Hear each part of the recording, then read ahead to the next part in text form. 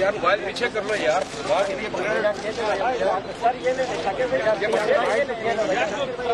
उनको जाने दो नीचे कर नहीं नीचे वाला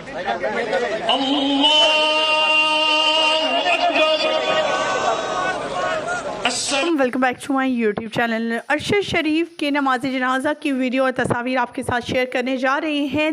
दिल धरने को, यानी इतना रश, इतने लोग मौजूद हैं। इस शख्स की नमाज जनाजा पर दूर दूर शहरों से, दूर के इलाकों से आए हैं इसको खराज तहसीन पेश करने। जैसा कि उसकी वालदा ने कहा था कि मेरे बेटे का जनाजा ऐसा हो, हर तरफ फूल ही फूल हों, वैसा ही है। फूलों की बरसात की जा रही है, एम्बुलेंस पर उन्हें लाया गया, रश इतना है। इमरान रियाज और वसीम बदामी और दूसरे जितने भी एंकर्स वहाँ मौजूद हैं वो यही कह रहे हैं कि पीछे हट जाइए, नमाज जनाजा शुरू है। लाइव जो है आपके साथ शेयर करे हैं तमाम मनाजिर, तमाम वीडियोज़ आपके साथ अपडेट करते रहेंगे इसके हवाले से, और दिल दिला देने वाली वीडियोज़ भी शेयर करेंगे जो बच्चों के हवाले से। बच्चे किस कदर परेशान हाल है, बच्चे अपने वालिद की मैयत के साथ लिपट लिपट कर रोते रहे, बिल पिलाते रहे।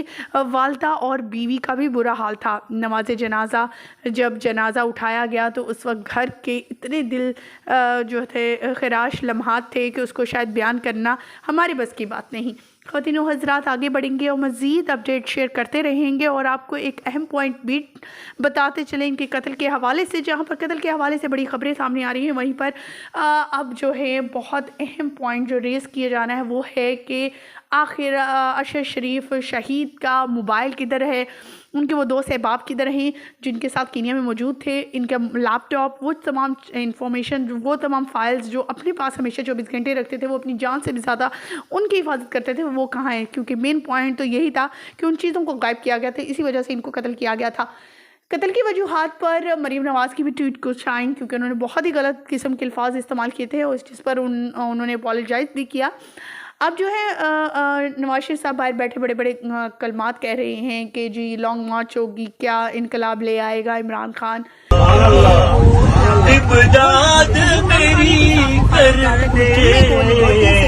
जो है रोशन इनकी तुरबत को जरा करना, जब वक्त नज़ा आए आका दीदार अता करना। बंद नहीं कर सकता। मैं वो जानवर नहीं या वो परिंदा नहीं जो अपनी आवाज़ आवाम तक, लोगों तक ना पहुंचा सके, अपनी पसंद और नापसंद का इजहार ना कर सके। वह इंसान कहलाने के लायक नहीं। वो दुश्मन की आंखों में आंखें डाल कर बोलता था। उसकी वालदा एक शेरनी है, एक बहादुर शेरनी, जिसने अपने बेटे खोए, अपने शौहर खोया इस वतन की खातिर। और ये जालिम लोग अभी भी उस शख्स का मजाक बनाते हैं। बहुत सी चीज़ें ट्विटर पर चल रही हैं, ट्रेंडिंग में चल रही हैं, मीम्स बनाए जा रहे हैं जो कि मरीम नवाज़ और इनके कारकुनान की तरफ से हैं। उनका कहना था कि जी मरीम नवाज़ की वालदा के हवाले से इस शख्स ने बहुत ज़्यादा बुरी बातें कही थी। कहा था कि नवाज़ शरीफ ने इसे एक ताबूत में बंद कर कर भिजवा दिया था, पार्सल कर दिया था।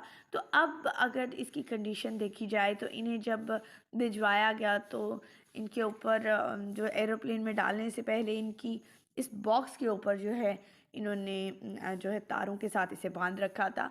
वो काफ़ी दर्दनाक थी पूरी आवाम, पूरे पाकिस्तान के लिए। ये लोग इतने बेदर्द और इतने कम ज़र्फ़ हैं कि ना सिर्फ इनके लिए, इनकी ज़िंदगी के लिए अरशद शरीफ की पाकिस्तान को तंग किया, वो पाकिस्तान छोड़ के यूए के वहाँ पर हुकूमतों को इन्होंने कायल किया कि वो इन्हें बाहर निकालें।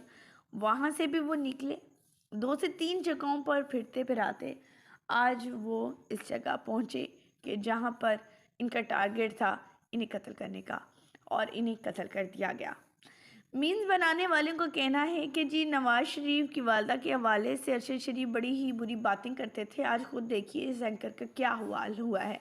عمران ریاض خان نے بھی لائیو آ کر تمام چیزیں بتاتی. ان کا کہنا تھا ان لوگوں کا ظرف ہی نہیں ہے, یہ کتے ہیں کتے, اور اونٹ تو اگر بیٹھا ہوا بھی ہے تو وہ اونٹ ہی لگتا ہے, کتا تو کھڑا بھی کتا ہی رہتا ہے.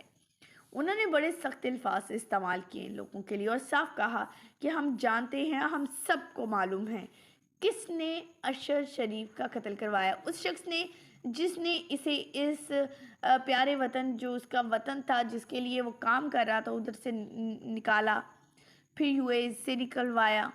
یہ تمام لوگ وہی ہیں, اپنے گھر والوں سے دور کیا. ان کا مزید کہنا تھا ان کے گھر کو دیکھو تو ارشد شریف اگر بہت ہی مالدار اسامی تھی, بڑے ہی کھاتا پیتا شخص تھا, اس کا گھر تو چھوٹا سا ہے جو 30 سیکنڈ کے اندر ختم ہو جاتا ہے. اور ان کے محلوں کو دیکھ لو, یہ تو اقتدار کے بھوکے ہیں, یہ تو تلوے چاٹتے ہیں, اور تلوے چاٹنے کے بعد آج انہیں اقتدار ملتی ہے تو ان کا سلسلہ جاری رہتا ہے. ارشد شریف نہ تو ویسا تھا, نہ ہے, نہ ہوگا. اس کا نام ہمیشہ زندہ ہے اور زندہ رہے گا. اور یہ وہ شخص ہے جس نے ملک پاکستان, اس کی عوام کے لیے آواز اٹھایا, آنے والی نسلوں کے لیے آواز اٹھایا تاکہ اس کی نسلیں پاکستان محفوظ ہو سکیں.